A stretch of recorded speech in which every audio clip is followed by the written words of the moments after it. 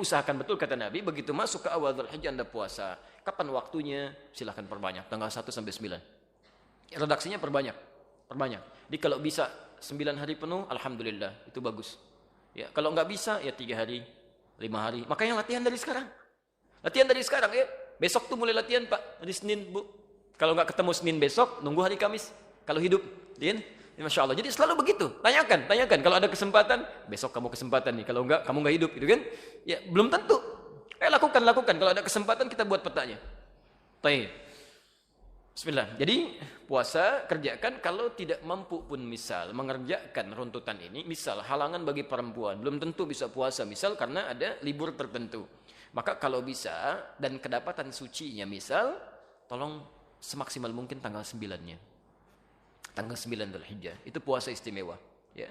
Saking istimewanya, saya agak cepat, Nabi mengkhususkan kalimat khusus pada puasa di hari ke-9 ini. Ya.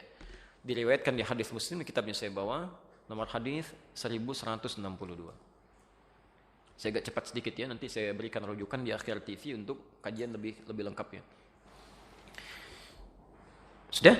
Hadis Muslim nomor hadis 1162 dari Abu Qatadah Al-Ansari. An Abi Qatadah Al-Ansari radhiyallahu taala anhu qaal, dari Abu Qatadah, semoga Allah memberikan ridha kepada beliau, menyampaikan, alhamdulillah.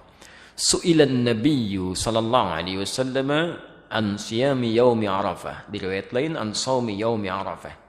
Nabi sallallahu alaihi wasallam pernah ditanya tentang puasa ya, di hari Arafah. Hari Arafah itu tanggal berapa? 9. Ini penting, nanti saya tuliskan. Saya berikan tulisan sebentar ya. Redaksi hadisnya begini. Siyam yaum Arafah, ada yaumnya.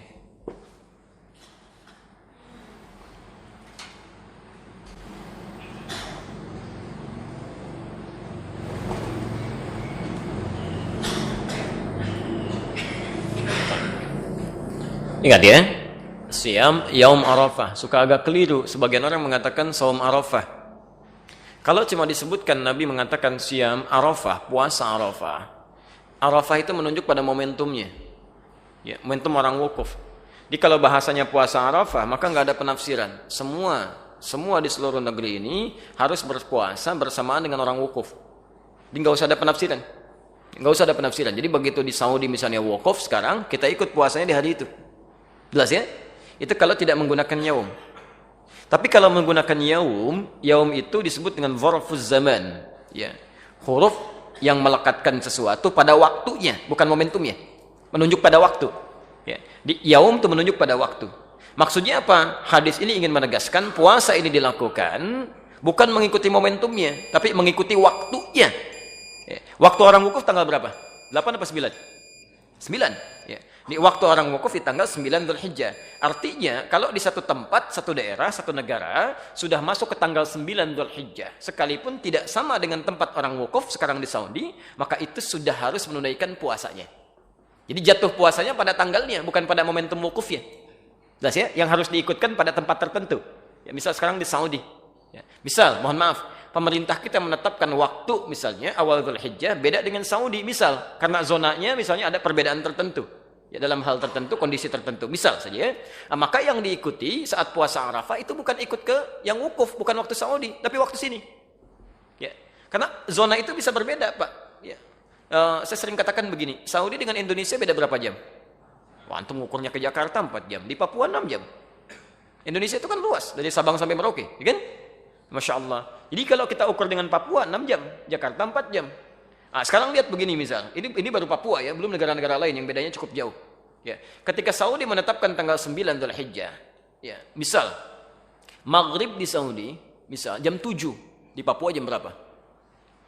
Udah jam 1. Udah jam 1 dari dini hari, di Saudi baru maghrib.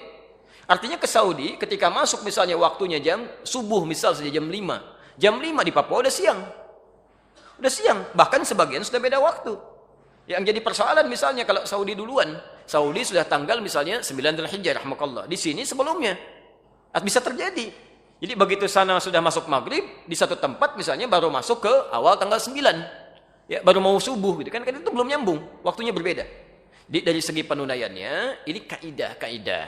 Dan di sini sepakat, bahkan ulama-ulama di Saudi pun memberikan fatwa Jadi kalau di satu negara zona waktunya berbeda jauh, ya tidak terlampau dekat, yang bisa melahirkan perbedaan waktu, maka waktu di negara tersebut yang diikuti. Kecuali kalau waktunya dekat, sekitaran Teluk, kemudian UAE, Qatar, bahkan kami sampai ke Libya. Itu kalau Saudi musim haji sudah ikut waktu Saudi, ya nggak ribut-ribut lagi. Kecuali kalau yang masanya cukup agak jauh seperti kita saat ini di beberapa tempat. Jelas ya? Jadi nanti kalau pemerintah menetapkan waktu misalnya bersamaan, alhamdulillah. Kalau tidak, ikuti waktu kita. Jelas ya? Taib. Itu pahalanya, Pak. Sehari aja, Bu. Sehari aja. Yukaffiru sanatal madiyah wal baqiyah. Bisa menggugurkan dosa setahun berlalu. Plus menjaga tidak berbuat dosa setahun yang akan datang. Lumayan. Anda puasa sehari, dosa setahun gugur. Setahun, Pak. Yang hari ini aja belum tentu diampuni. Ini setahun. Masya Allah. Dia. Dan yang paling menarik bahasanya, lihat cara menerjemahkannya ada sementara, mohon maaf yang keliru menerjemahkan. Ada yang mengatakan mengampuni dosa setahun berlalu dan setahun yang akan datang. Masya Allah kalau setahun yang akan datang sudah diampuni dosa, berbuat dosa aja. Itu ada sendal di depan bagus-bagus, ambil nanti. Ya, Masya Allah. Karena nggak dihukum, dan dia dihukum nggak dihitung. Nah, itu cara berpikir yang keliru. Jadi menerjemahkannya, mengampuni dosa yang telah lalu setahun, dan menjaga orang ini tidak berbuat dosa untuk setahun yang akan datang. Artinya kalau ada orang, maaf ya, ada orang berpuasa Arafah, setelah puasa masih bisa berbuat dosa dari ujung kepala sampai ujung kakinya, berarti puasanya gagal. Jelas ya, puasanya gagal. Misal setelah puasa Arafah berdusta, nah itu tanda pertama puasanya gagal, tidak bernilai. Ya, cuma menahan lapar dan haus saja. Jelas apa ini?